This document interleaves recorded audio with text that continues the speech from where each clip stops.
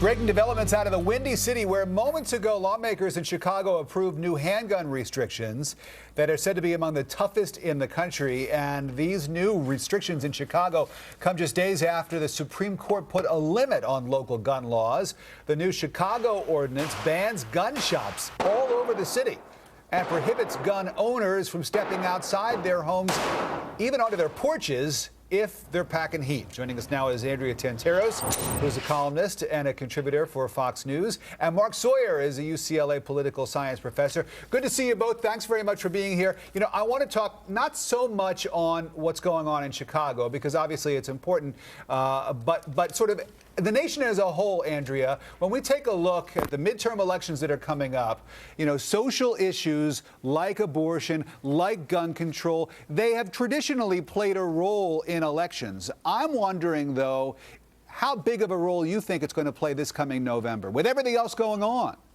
I think it's going to play a huge role. It always does, Rick, especially on the local level. I think each politician will personalize the issue to their region. And we know that issues are very different when you look at Arizona to, say, you know, Illinois. But this law is going to be extremely important because I predict that gun rights groups will appeal this. They are going to take this to court. And so it's going to even be thrust on the stage even more so than we see now, because gun rights, it's a Second Amendment right. People feel very, very strongly about this. And now you see cities, you know, like Chicago, acting in blatant defiance with these suffocating restrictions of the Supreme Court, putting regular citizens on an uneven playing field with criminals. They're the ones who have the guns. In my opinion, this is a crime control issue, not a gun control issue. It's time that we start enforcing laws on the books and getting guns out of the illegals' hands and letting people who are law-abiding citizens have them. You know, Mark, there are people out there who have said that the Supreme Court's decision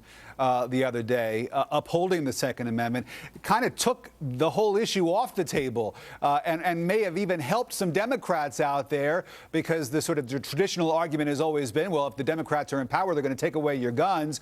And here the Democrats are in power and the Supreme Court is upholding people's gun rights. What do you think about this being an issue? How strong of an issue when people go to vote this November?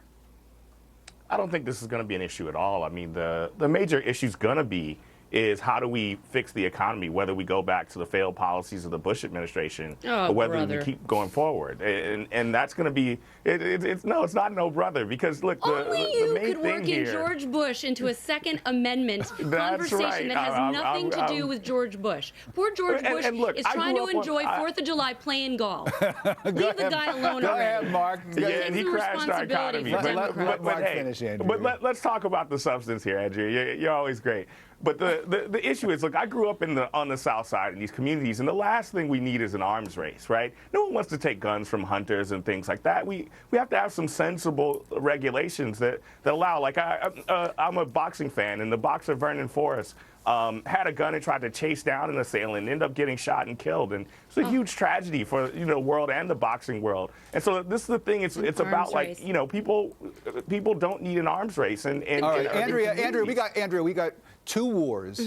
We've got oil all over the Gulf. We've got immigration, which we're talking about a lot now. Right. I mean, I'm just wondering, I mean, certainly gun issues, people care about it, but is it really going to hold the same level of import that it may have in the past? Well, there's no question there's a lot of other issues out there that people care about. But as far as gun issues, again, this goes back to crime. I mean, as a woman living in New York City, where you have crime very high, same with Chicago, same with D.C., these are local issues that matter to the people who are voting in these elections. And this isn't an arm race. I mean, I totally disagree with that. There needs to be reasonable laws on the books. However, these Chicago laws are not reasonable. We have these restricting laws that prevent citizens like myself or other law-abiding citizens from exercising their rights. And now they're on an uneven playing field with the criminals. Mark, and let me let you jump in here with the last word, just so we're sort of fair and balanced here. You know, you mentioned the economy. I bet you there are a lot of Republicans who are hoping that this whole election comes down to the economy, because things don't look good. The problem is they don't have an answer for the economy except for to do what caused the problem in the first place. But just on the substance, like I was a victim of a carjacking on the south side of Chicago, and having a gun wouldn't have made me any safer at that time. I mean, if I would have tried to draw down on the criminal, I would have ended up dead. And it's this kind of thing that really... That's speculative. How do I know? Because a guy was standing behind me with a gun at my head. The bottom line is it's a Second Amendment right. It's a Second Amendment right in the Constitution. I understand, and no one wants to take guns away from people and hunters and things like that. But for people who live in urban communities like myself, there's just too many guns, too many kids get killed every year. How do you explain this, though? How do you explain that the strictest gun laws on the books in D.C., New York, and Chicago have the highest crime rates? We got to say goodbye. How do you explain that? I'm sorry, I was trying to keep it fair with the timing, but Andrea's pretty feisty today. Yeah, she's feisty about guns. Well, I better watch out for her. I know. Well, we'll have you both back on again, Mark and Andrea. Enjoy the holiday weekend. Be safe, and thanks very much. Thank you.